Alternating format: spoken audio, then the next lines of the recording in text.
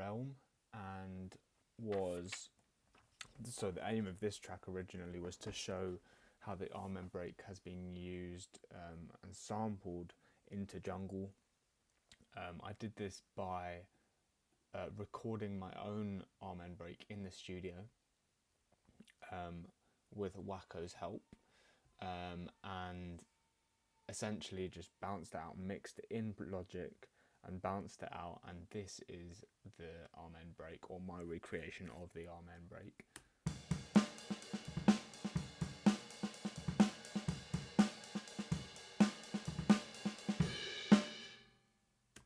It's at the original tempo of the Amen break.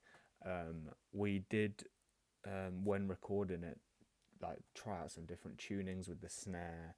I played with different cymbals. This cymbal actually is a 20-inch crash, or actually no, a 19-inch crash.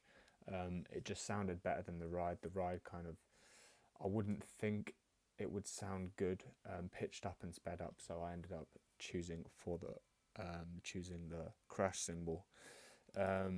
So I took this sample and inserted it into Logic's quick sampler here, which you can see. Let me choose this one. And so yeah, I put it into quick sampler, press slice, so it slices up all the samples there. You can see I've pitched it up here to give it a bit more of a gritty sound. If I take all of this processing off and pitch it down, you can kind of hear where it's been taken from that audio file that I just showed you. But then if I pitch it back up to 3, then you can hear it starting to take effect. Then with the EQ, I'm just cleaning it up a little bit, adding a bit saturation, some more EQ. This one is just kind of leveling it out a little bit. Then I compressed it pretty heavily, if you can see here, keeping the attack of the original audio. That does quite a lot. And then I just add a few more little saturation and a bit more EQ. And you can already hear that kind of gritty jungle sound starting to come through. So that was the bass of the track. The other bass of the track, which is kind of the first ideas that came about, is this pad sound called Big Square. It is just a preset on Logic. I have heavily EQ'd it, so if I take off all of this saturation and processing, it's very big. I liked how big it was when I first heard it, so I kind of built the track around it. These processing is less to kind of shape the sound, it's more to make it fit better in the rest of the track. So a lot of this mixing was done when all of the other aspects were in, but the channel EQ is kind of bringing everything down and controlling the frequencies that I wanted. And yeah, so let me work in the different sections how I built the track. The introduction is using a half, basically just a stretched out version of the break that I had from first. So folks, I used the flex tool here. If I do it half the time, that's the original break that I used throughout the song. And then I just layered it through and layered it with these atmosphere that also goes throughout.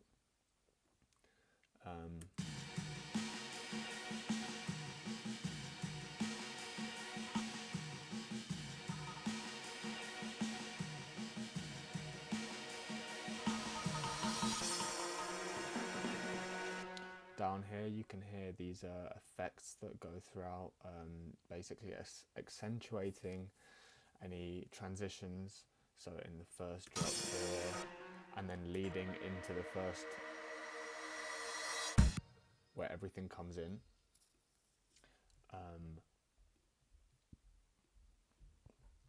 There's a layer here of the drums that is essentially just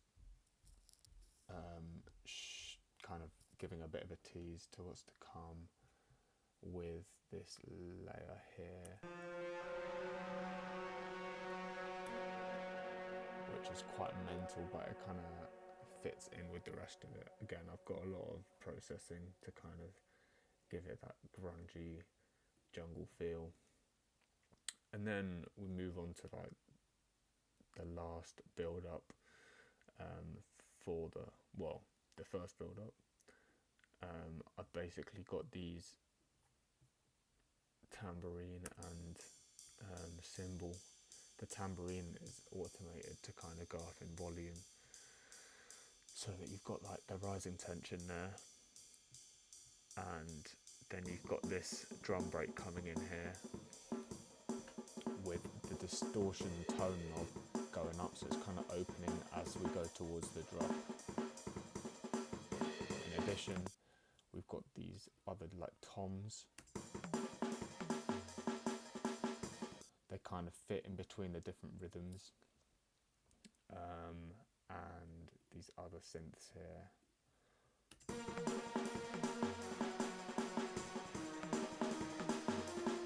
With the effects as well.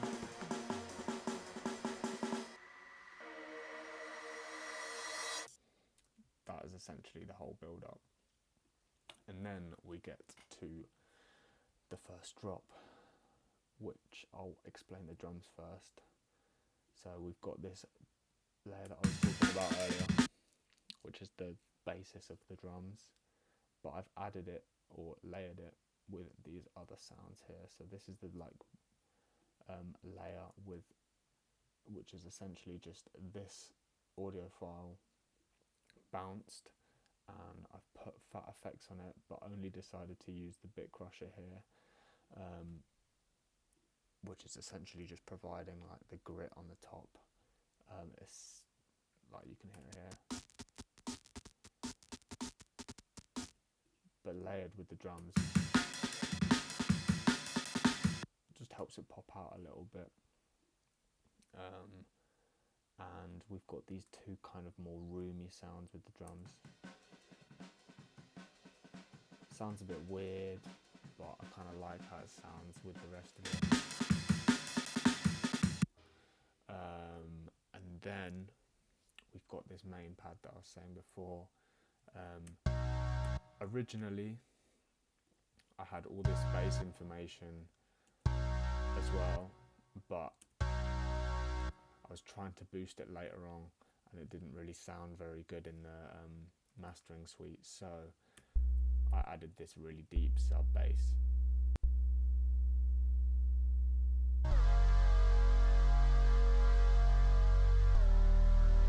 Compressed that heavily and just taken out some of the mids so that it's not interfering with any of the kind of drums here.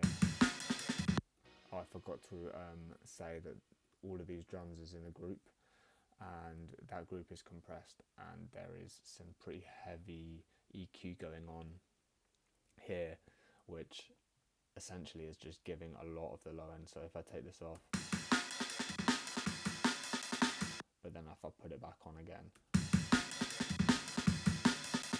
I wouldn't usually do any aggressive EQing like that, but it sounded great, so it did. And then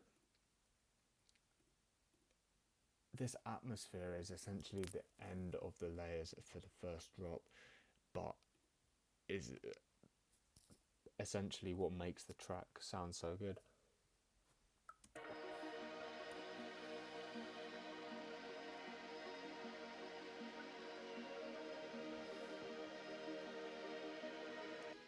Because with the pad and the bass,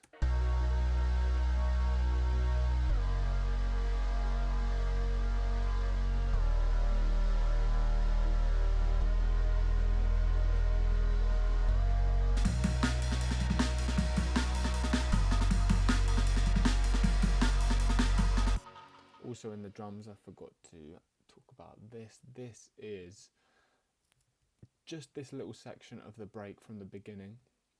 So I've just again bounced this little section out and cut off the first hit, and it is just really heavily EQ'd for these two frequencies so that they pop out. And I've just put a heavy distortion on there and turned it down and put some echo on so that in the second half of the drop it has a bit of variation.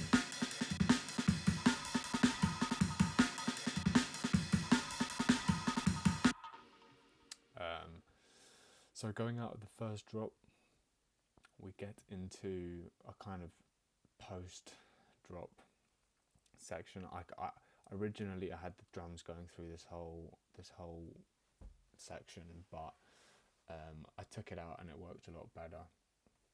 And when we first go into it, it's just this metallic lead synth and these hits from the toms with a lot of delay on, and then this pad comes in halfway through.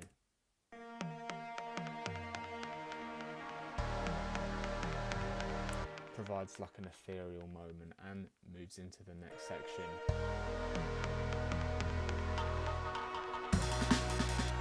Where this new drum layer comes in. It's the same sound, just I've messed around with the pattern a lot more to kind of make these intricate jungle rhythms which you hear in a lot of tracks now.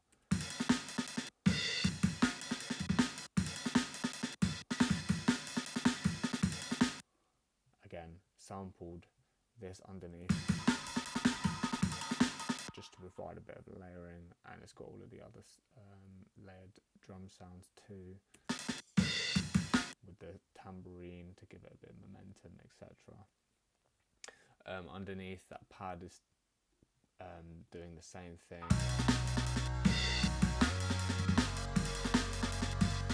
with a bit of variation in the chords that it's going to.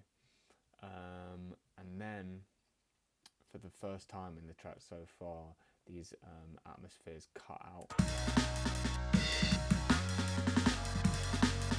And there's some more variation added in these jungle patterns, including this, just giving it a bit more intricacy and interesting kind of stuff. And then we go into the final kind of build up of the drop, where you can see I've used these effects to make an impact, and I've added some more kind of layers using these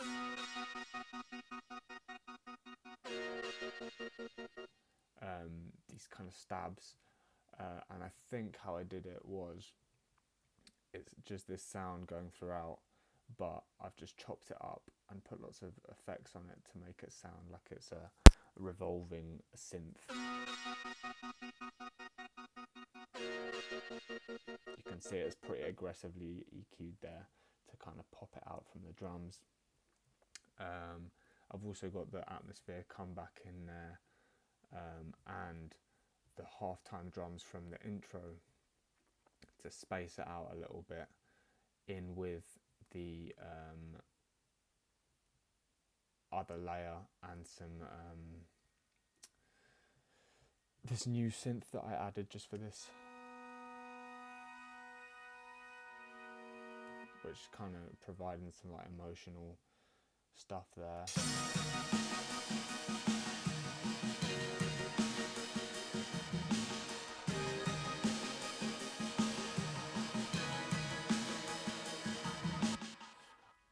Throughout the whole track, everything is panned in different places so that it all fits into the track. But then as we go into this last drop, we've got this slowed down drum break here, which is even more slowed down in the halftime section, which just leads. It's just being stretched using the flex tool here. But it leads into the second drop quite nicely, and then in the second drop it's just very, very thick with layers. The drums is the same as the first drop, but I added the saxophone, which by itself doesn't sound very good, but it's got a lot of reverb on it and kind of fits in with the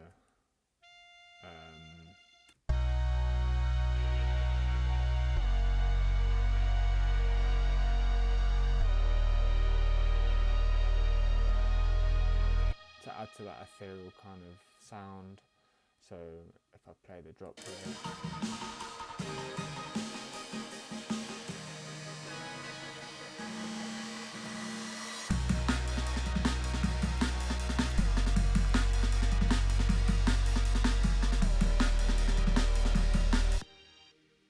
I've also got this pad down here. It's in the first drop as well, but it's just providing the chordal information, harmonic stuff there. And then in the outro, it's pretty thick still with layers, but I've just taken the drums out completely apart from this little layer here, just as a little outro. And then